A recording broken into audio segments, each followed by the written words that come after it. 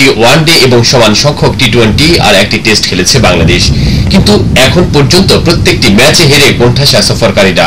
সবশেষে ওয়েলিংটনে সিরিজের প্রথম টেস্টে শুরুর দিকে দাপট দেখিয়ে শেষ পর্যন্ত 7 উইকেটের হতাশাজনক হার।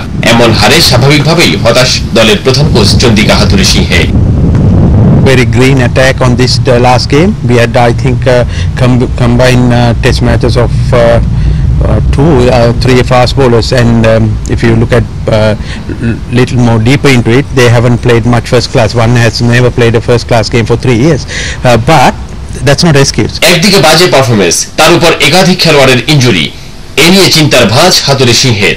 এরপরও শেষ ম্যাচে ভালো কিছু করার আশা ছাড়ছেন না তিনি। We will have the same approach, the similar condition we expect here as well. There's no different. We happen to bat first, we do the same thing, and expecting to finish the game better way than last game. এদিকে বৃষ্টির কারণে বুধবার সবাই অনুশীলন না করলেও ঐচ্ছিক batting আর bowling করেছেন মাহমুদুল্লাহ, রুবেল ও সৌম্য সহ একাধিক ক্রিকেটার। শুক্রবার হ্যাগলি ওভালে শুরু হবে সিরিজের দ্বিতীয় টেস্ট। হ্যাগলি ওভালের মনোরম প্রাকৃতিক দৃশ্য মুগ্ধ করার মতো, তবে এই সিরিজে বাংলাদেশের পারফরমেন্সে কেউ মুগ্ধ হতে পারেননি। এখন শেষ টেস্টে নিজেদের সেরাটা দিয়ে সাফল্য পাবে কিনা তা এখন দেখার অপেক্ষায়।